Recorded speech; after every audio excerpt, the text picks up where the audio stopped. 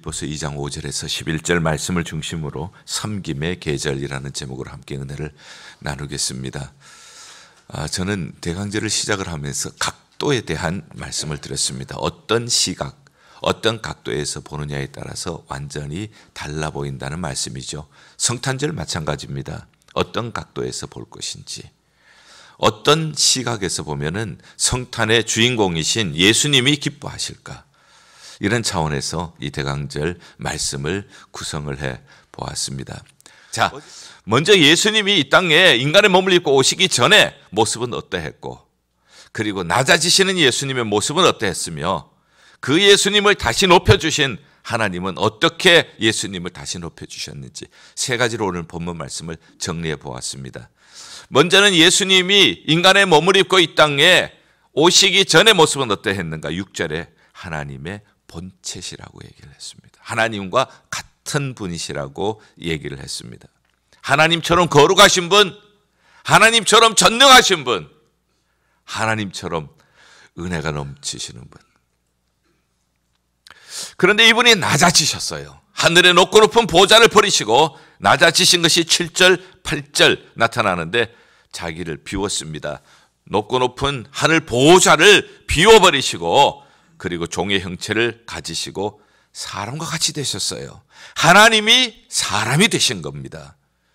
영이신 하나님, 거룩하신 하나님, 완전하신 하나님이 인간의 몸을 입고 이 땅에 오셨어요. 인간의 몸을 입고 이 땅에 오실 뿐만 아니라 자기를 낮추시는데 어디까지 낮추셨는가 하면은 죽기까지 복종하셨습니다. 그 말씀은 곧 십자가의 죽음이라고 설명을 해주고 있습니다.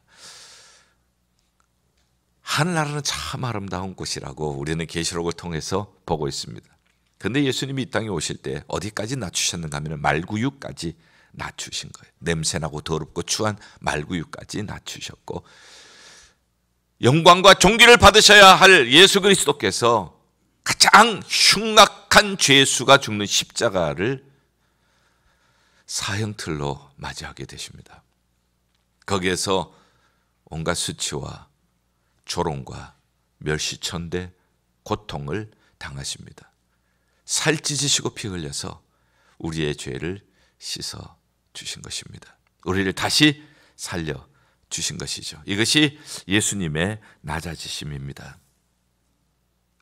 마가복음 10장 45절에 예수님이 이렇게 말씀하십니다. 인자가 온 것은 섬김을 받으려 함이 아니라 도리어 섬기려 하고 많은 사람들을 위하여서 자기 목숨을 대속물로 주려 하심이니라. 대신 값을 지불하시기 위하여서, 우리의 죄인들의 죄값을 대신 지불하기 위해서 오셨다고 말씀을 하셨습니다. 예수 그리스도께서 오신 목적은 섬김을 받으려 함이 아니라, 선물을 받으려 함이 아니라, 칭찬을 받으려 함이 아니라, 예수님은 그의 생명을 주시기 위해서 오셨습니다. 자, 이 예수님을 하나님은 어떻게 하셨나? 9절부터 11절에는 이러므로 하나님이 그를 지극히 높으셨다. 하나님이 높이신 거예요. 예수님은 낮추셨는데 그 예수님을 하나님은 높이신 거예요. 어떻게 높이셨나? 지극히 높이셨습니다. 지극히 높으신 예수님이 지극히 낮아지셨어요. 말구유까지, 십자가까지 하나님은 지극히 낮아진 예수님을 다시 지극히 높여 주신 것입니다. 그래서 모든 이름 위에 뛰어난 이름을 주시고, 모든 무릎이 예수 그리스도의 이름 앞에 꿇게 하시고, 모든 입술은 예수님을 그리스도로, 예수 그리스도를 주라고 시인하게 하셨습니다. 베드로전서 5장 5절에서 6절에 이렇게 말씀하고 계십니다. 하나님은 교만한 자를 대적하시고 겸손한 자에게 은혜를 베푸신다고 말씀하십니다. 그리고 우리는 그 능하신 하나님의 손 안에서 겸손하라고 말씀하십니다. 그러면 때가 되면 너희를 높여주시리라 말씀하십니다. 예수님의 마음이 이러한 마음입니다. 너희 안에 이 마음을 품으라. 오늘 빌립보서 2장 5절, 이 마음을 품으라. 이 심장을 가져라. 하나님의 뜻에 복종하시기 위하여서 지극히 높으신 분이 가장 낮아지신 예수님, 죄인 살리시기 위하여, 죽어가는 영혼들을 건져주시기 위하여 자기를 희생하신 그 사람, 그분을 가장 높여주셨어요.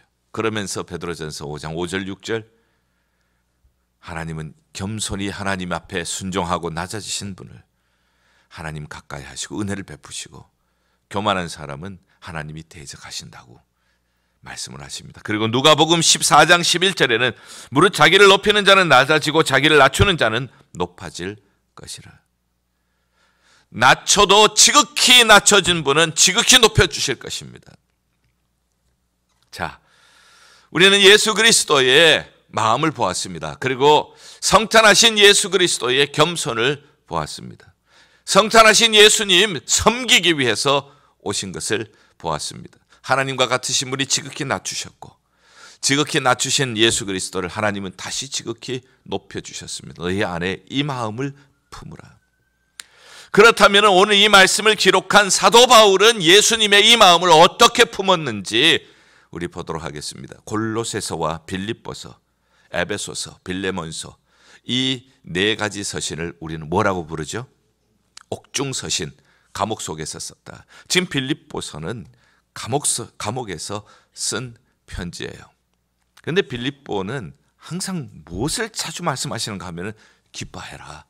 주 안에서 기뻐해라. 아니 이거 도대체 감옥 속에 있으면서 감옥 밖에 있는 사람에게 기뻐하라고 얘기를 하는 게 어떻게 된 일인가? 상상할 수 없는 일, 믿을 수 없는 일, 이 세상에서는 볼 수 없는 일이에요. 감옥 속에 있으면 우리가 두렵습니다. 감옥 속에 있으면 우리는 언제 죽을는지 죽음에 대한 공포가 찾아오게 될 것입니다. 특별히 잘못한 일이 없이 감옥 속에 갇혀 있으면 억울함, 원망, 분노가 굉장히 아마 들끓을 것이에요. 그런데 기뻐하라고, 자기만 기뻐하는 것이 아니라 다른 사람을 기뻐하라고 격려를 하고 있습니다. 그 이유는 한 가지입니다.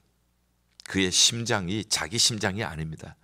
자기 심장, 자기 마음을 가지고 있는 사람은 감옥 속에서 기뻐할 수가 없죠. 그러나 그의 마음은, 그의 심장은 자기 심장, 자기 마음이 아니라 예수님의 마음, 예수님의 심장입니다. 자기의 야망이 아닙니다. 자기의 야망이면 내가 나가서 할 일이 많은데 감옥 속에 지금 이렇게 갇혀 있을 때가 아닌데 초조하고 불안하고 원망이 찾아오겠죠. 그러나 자기 마음이 아니에요. 예수님의 마음입니다. 그렇기 때문에 초조하지 않습니다. 불안하지 않습니다. 걱정이 없습니다. 오히려 남을 기쁘게 하는 그러한 사람이 되어졌죠. 사도 바울이 너희 안에 이 마음을 품으라 얘기한 그는 자기가 이 마음을 품은 거예요. 예수님의 마음을 품은 것입니다. 자, 감옥 속에 있으면서도 고난을 받으면서도 기뻐하는 이유가 있습니다. 이 기뻐하는 이유를 그는 어떤 시각으로 보았는지, 어떻게 해석했는지, 내가 억울하게 이 감옥 속에 있다는 것을 그런 시각으로 보는 것이 아니라 내가 이 감옥에 있으면서도 기뻐하는 것은 그리스도의 남은 고난, 그리스도의 남은 고난이 있는데 그것을 그의 몸된 교회를 위하여 내 육체에 채우느라, 이 시각입니다. 저는 이 말씀에 굉장한 충격을 받습니다. 저는 이 말씀 속에서 굉장한 도전과 은혜를 받아요. 그리스도의 몸인 교회, 그리스도의 몸인 교회는 그리스도께서 남겨놓으신 고난이 있어요. 그리스도께서 남겨놓으신 고난 누가 질 것인가? 그리스도께서 남겨놓은 고난 누가 자기 육체에 채울 것인가? 그리스도의 마음을 품은 사람, 그리스도의 심장을 가지고 있는 사람, 바로 그 사람이 그리스도의 남은 고난을 그의 몸된 교회를 위하여 내 육체에 채우느라, 예일교회, 그리스도의 몸된 예일교회, 이 교회에 그리스도의 남은 고난이 있어요. 이 남은 고난 누가 질 것인가? 그의 몸된 교회를 위하여 내가 내 육체에 채우겠습니다. 고난을 받으면서 기뻐할 수 있는 사람, 그 이유가 뭡니까? 25절 나와요. 내가 교회의 일꾼 된 것은 하나님이 너희를 위하여 내게 주신 직분을 따라 하나님의 말씀을 이루려 함이라. 그래서 기뻐하는구나.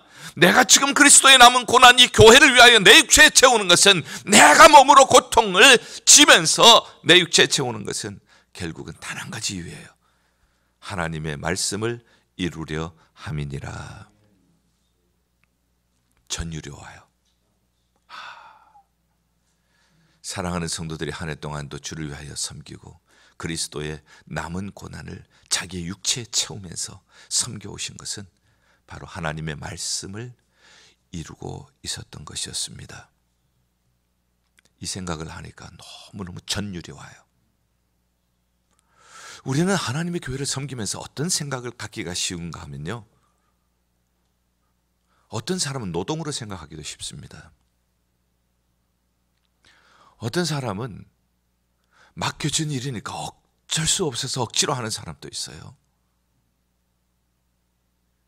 거기에는 기쁨이 없죠. 고난 가운데서도, 감옥 속에서도 기뻐하는 이유가 있습니다. 주를 위하여, 주의 몸된 교회를 위하여서 내가 고통을 감당하는 이유가 있어요. 그리스도의 남은 고난 내 육체에 채웁니다. 나 같은 죄인, 나같이 부족한 죄인, 그리스도의 남은 고난, 그의 몸된 교회를 위하여, 이 교회를 위하여 남겨준 것 내 육체에 채웁니다.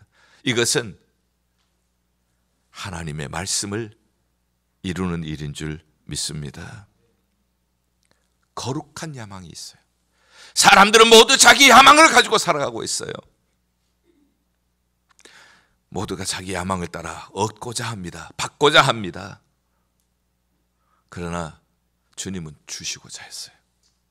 주시려고 하는 야망이에요. 받으려고 하는 야망이 아니라, 빼앗으려고 하는 야망이 아니라, 인정을 받으려고 하는 야망이 아니라, 예수님은 주시고 싶은 야망, 자기 몸을 주시고 싶은 야망,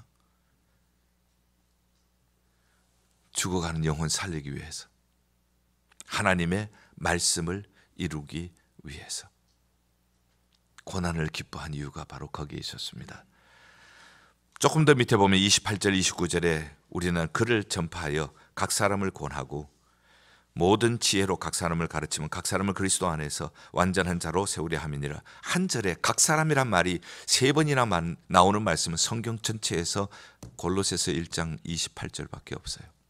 각 사람, 각 사람, 각 사람, 한 사람 한 사람, 군중으로가 아니라, 무리로가 아니라 한 사람 한 사람, 그 한 사람을 구원하고, 연약한 성도 구원하고, 결석한 사람 구원하고, 시험든 사람 구원하고, 초신자들 구원하고, 믿다가 낙심한 사람들 구원하고, 모든 지혜로 각 사람을 하나님의 말씀으로 가르치면 각 사람을 그리스도 안에서 완전한 자로 세우려 함이라. 교회 안에 이게 있는 거예요. 교회 안에 그리스도의 남은 고난이, 이런 남은 고난이 있는 거예요. 각 사람을 권하고 각 사람을 가르쳐서 각 사람을 그리스도 안에서 완전한 자로 세우는. 내 힘으로 안 됩니다. 29절, 이를 위하여 나도 내 속에서 능력으로 역사하시는 이 곧 성령의 역사를 따라서 내가 힘을 다하여 수고하노라. 감옥 속에서도 기뻐할 수 있는 이유, 고난 가운데서도 기뻐할 수 있는 이유, 그리스도의 남은 고난을 그의 몸된 교회를 위하여 자기 육체에 채우는 일, 이것은 하나님의 말씀을 이루는 일. 우리가 주께로부터 받은 사명을 감당할 때, 직분을 감당할 때, 하나하나 우리가 찬양을 할 때도, 우리가 교회 학교에서 가르칠 때도, 우리가 각 부서에서 우리가 섬길 때도 그리스도의 남은 고난을 내 육체에 채웁니다. 그를 통하여 하나님의 말씀을 이루는 일인 줄 믿습니다. 각 사람, 한 사람 한 사람, 소중한 하나님의 사람, 예수의 보혈이 묻어있는 사람, 한 사람 한 사람을, 연약한 사람 권면해주고, 쓰러진 사람 일으켜주고, 믿다가 낙심한 사람 다시 찾아가지고, 병든 사람들 찾아가서 위로하고, 사랑의 손길로 잡아주고 기도해주고, 이렇게 하는 것은 한 사람 한 사람을 그리스도 안에서 완전한 자로 세우려 함이라.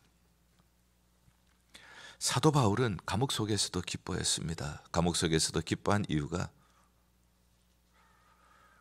바로 골로새서를 통해서 저는 살펴보았습니다. 기뻐할 수 있는 능력은 바로 자기 안에 예수님의 마음을 품고 자기 안에 도우시는 성령님의 능력이 있었기 때문입니다. 사랑하는 성도 여러분, 성탄은 섬김의 계절입니다. 지극히 높으신 분이 섬기기 위해서 지극히 낮은 곳까지 오셨어요. 성탄의 의미는 말구 위에 있습니다. 성탄의 의미는 십자가에 있습니다. 그것을 통하여서 교회가 세워지고, 그것을 통하여서 한 사람 한 사람 각 사람이 그리스도 안에서 완전한 자로 세워지는 것, 이것을 위해서 주님께서 오셨습니다. 우리가 성탄을 왜 즐거워하는가?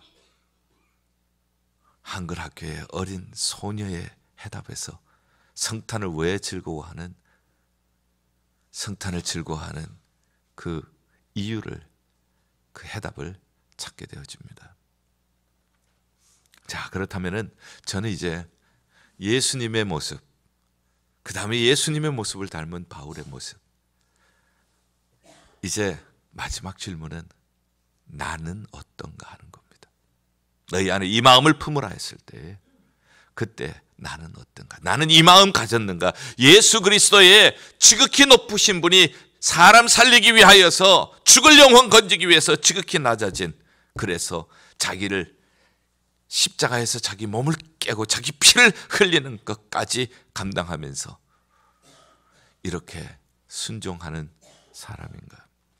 11절 말씀에서 해답을 찾아봅니다. 모든 입으로 예수 그리스도를 주라 시인하여 하나님 아버지께 영광을 돌리게 하셨느니라. 모든 입이 예수 그리스도를 주라고 시인할 때 하나님이 영광을 받으십니다. 우리는 인생의 최고의 목표가 하나님의 영광이라고 알고 있습니다. 그리고 하나님의 영광을 위하여 우리가 살고 있습니다. 그렇다면 우리 입으로도 예수 그리스도를 주라 시인하면 됩니다. 여러분들이 이 말씀을 들을 때 아주 가볍게 들으실 것입니다. 왜냐하면 너무 잘 알고 있는 말씀이기 때문에. 예수 그리스도를 주라고 하는 것은 초대교회의 첫 번째 신앙 고백이며, 그리고 이 초대교회의 첫 번째 신앙 고백은 지금까지도 21세기가 온 지금 또 교회와 성도들의 신앙 고백입니다. 예수 그리스도를 주라고 시인하는 신앙 고백 말입니다.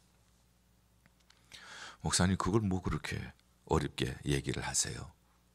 그거 다 아는 얘기 아닙니까? 이렇게 생각할 수가 있어요. 그러나 오늘날 성도들의 치명적인 문제가 바로 이 신앙 고백 안에 있습니다. 절대 그냥 넘어갈 수가 없는 신앙 고백이에요. 많은 성도들이요, 예수를 그리스도라고, 구원자라고, 메시아라고 고백합니다. 거기까지는 해요. 그 다음에 예수 그리스도를 주라고 시인한다고 했는데, 예수 그리스도가 주라면 주인이에요. 내 마음의 왕이에요. 그런데 예수를 그리스도라고는 하지만은 예수를 주라고 하느냐 하는 겁니다. 입으로는 해요. 생활로는 못하고 있습니다. 왜 그런가요? 교회 안에서 만약에 시기와 분쟁이 있다면, 그리고 갈등이 있다면 왜 그러겠어요? 모두가 예수님의 마음을 품고 있다면 시기와 분쟁, 갈등은 없을 것입니다. 가장 높은 위치에서 자기를 비워서 말구유까지 내려가고 십자가까지 내려가서 사람 살리는 것이 목적이고, 각 사람을 구원해서 그리스도 안에서 완전한 사람으로 세우는 것이 목표고, 그리스도의 남은 고난을 그의 몸된 교회를 위하여 내 육체에 채우는 것이, 그것이 우리의 시각이고 그것이 목표라면은 시기와 분쟁과 갈등은 존재하지 않을 것입니다. 이 문제를 독일의 유명한 신학자인 디트리히 본헤퍼는 이렇게 얘기를 했습니다. 오늘날 많은 그리스도인들이 예수 그리스도의 십자가의 은혜를 아주 값싸게 만들어버린다고 얘기를 하고 있어요. 예수 그리스도의 십자가의 그 고난, 자기 모든 것을 희생해서 우리를 살려주신 그 은혜를 입은 우리들은 이제는 우리의 삶이 예수님은 주라고, 구원자라고만 우리가 믿는 것이 아니라 주라고도 고백을 해야 하는데, 그저 쉽게 예수님을 믿습니다, 나는 이제 천국 백성 되었습니다, 천국 갈 것입니다, 그걸로 끝나는 거예요. 그리고 삶의 주인은 예수님이 아니라 내가 주인이에요. 내가 하고 싶은 대로 하는 겁니다. 내가 미워하고 싶으면 미워하고, 내가 시기하고 싶으면 시기하고, 내가 원망하고 싶으면 원망하고, 내가 하고 싶은 대로 하는 거예요. 보네퍼의 지적은 정확한 지적이었습니다. cheap grace. 하나님은 가장 존귀하신 예수님을 보내셨지만은 그의 백성들은 예수님의 이 은혜를 아주 값싸게 만들어버리고 있습니다. 예수를 믿는다고 하면서도 내가 주인이기 때문에 내가 변함이 없습니다. 여전히 나는 내 야망을 가지고 살아가고 있어요. 그것으로 미워하고 시기하고 질투하고 싸우고 분쟁하고, 그것으로 세상이 변할 수가 없습니다. 그거는 복음이 반쪽 복음이기 때문에. 반쪽 복음으로는 세상이 변할 수가 없어요. 나도 변하지 않고 10년, 20년, 30년 예수 믿어보십시오. 옛날과 똑같은 이유가 있다면 그것이 왜 그럴까요? 내 마음에, 내 심장에 예수 그리스도의 심장이 아니라 여전히 나의 야망이 남아있기 때문에 그렇지 않나요? 신학교 1학년 때 보네퍼의 Cheap Grace라고 하는 글을 읽고 충격을 받았습니다. 왜냐하면 저도 그렇게 살아왔기 때문에 그렇습니다. 다시는 예수 그리스도의 이 고귀한 이생, 가장 높은 분이 가장 낮은 곳으로 임하셔서 우리를 살려주신 그 섬김, 이것을 값싸게 만들 수가 없다는 그러한 마음의 결단을 얻게 되었습니다. 그렇습니다. 하나님께서는 우리가 스스로 낮추고 예수 그리스도의 마음을 품을 때 손해보는 것 같지만, 이 세상에서는 손해보는 것 같지만 하나님께서 예수님을 높여주셨듯이, 하나님께서 바울을 높여주셨듯이 하나님께서 우리를 지극히 높여주실 줄 믿습니다. 내가 높아지려면 낮아지게 돼 있어요. 그러나 내가 나를 낮추고 주님을 높일 때 하나님이 우리를 높여주실 줄 믿습니다. 결론적으로 이야기를 한 두 가지만 드리겠습니다. 옛날 이야기인데요, 누군가가 그 좁은 장터의 골목길에 큰 돌을 중간에 놓고 갑니다. 날이 밝았습니다. 아침이 되었는데 사람들이 시장터에 모여들었는데 누가 그 좁은 골목길에 큰 돌을 놓고 갔습니다. 사람들이 분노의 소리를 외칩니다. 누가 이런 일을 했냐고, 누가 이렇게 몰상식한 일을 했냐고, 싸가지 없다고 막 이렇게 얘기를 합니다. 많은 사람들이 모여왔지만 모두 다 원망하고 있었습니다. 그때 한 농부가 수레를 끌고 가다가 그 광경을 바라보고 수레를 조용히 세웁니다. 수레를 조용히 세우고 나서, 그리고 있는 힘을 다해서 그 돌을, 골목 중간에 있는 돌을 옆으로 길가로, 골목가로 옮깁니다.